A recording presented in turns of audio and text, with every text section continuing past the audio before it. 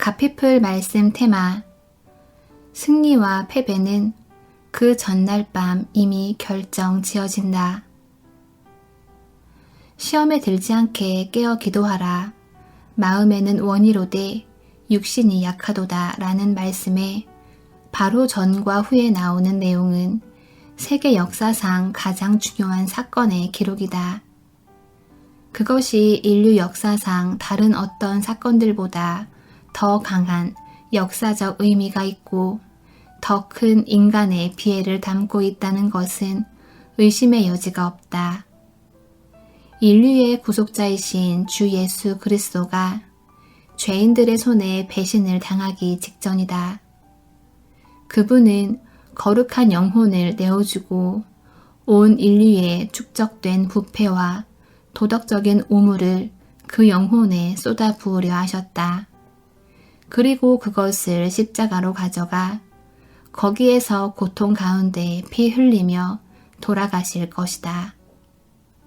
여기에 가장 중요한 한 분이 등장하셨는데 그분은 이 위기를 예상하고 준비하신 분이다.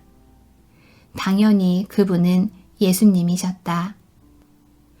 예수님은 하늘과 땅에 알려진 가장 효과적인 준비로 이에 대비하셨다.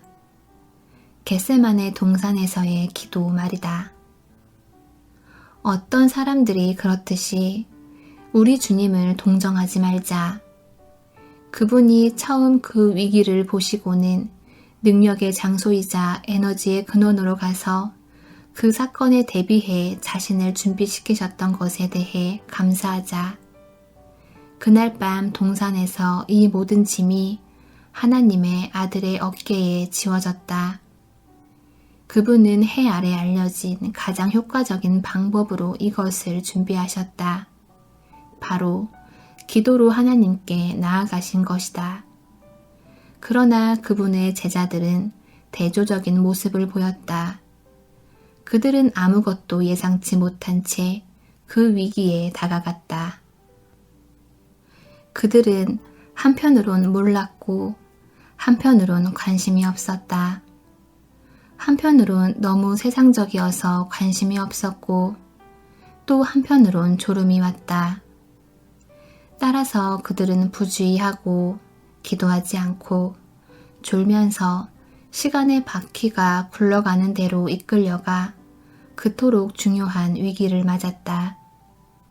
이는 세상에 일어난 적이 없었고 앞으로도 다시 일어나지 않을 중대하고 엄청난 위기였다. 그들이 예측하지 못한 결과 어떤 사람은 주님을 배신했고 어떤 사람은 주님을 부인했으며 모두가 주님을 버리고 도망쳤다.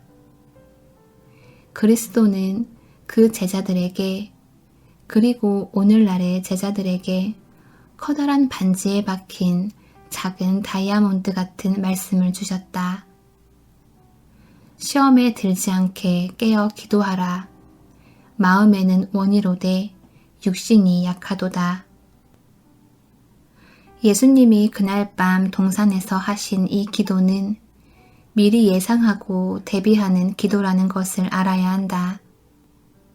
즉, 예수님은 하나님의 뜻 안에서 다가오고 있는 일을 예상하고 기도하셨으며 그에 대비하셨다.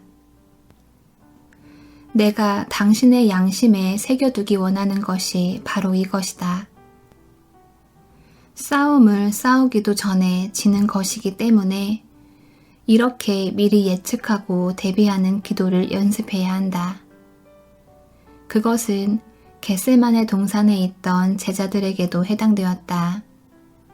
그들은 그중 한 명이 저주하며 자기는 제자가 아니라고 말했던 날 아침에 패배하지 않았다. 예수님을 사랑했던 요한도 주님을 버리고 도망가고 모든 제자들이 슬그머니 떠나 어두운 밤 속으로 사라졌을 때 그때 멸망이 찾아오지 않았다. 멸망은 전날 밤 3명의 제자들이 지치고 피곤하여 구세주의 음성에 귀를 기울이고 깨어 기도하는 대신 누워서 잠들었을 때 시작되었다. 만약 그들이 깨어서 주님과 함께 기도하고 그분의 신음소리를 듣고 피 같은 땀을 흘리시는 것을 보았다면 세계의 역사가 바뀌었을지도 모른다. 또한 그것은 틀림없이 그들의 역사를 바꾸었을 것이다. 전쟁은 싸우기 전에 패배할 뿐만 아니라 또한 싸우기 전에 이기는 것이기도 하다. 20년이 지난 후 화가 나서 그를 죽이겠다고 협박하는 형을 만날 준비를 하고 있던 야곱을 보라. 그는 그동안 형을 보지 않고 지냈다. 그가 도망쳤기 때문에 에서가 그를 죽일 수 없었던 것이다. 그런데 이제 야곱이 돌아오고 있었다. 하나님은 다음 날 두 형제가 야복강 너머 평원에서 만날 거라는 사실을 알려주셨다. 다음 날 그들은 평원에서 만났다. 그들은 서로 부둥켜 안았다. 에서는 야곱을 용서했고 야곱은 형의 분노와 살의를 물리쳤다. 야곱은 언제 그 일을 했을까?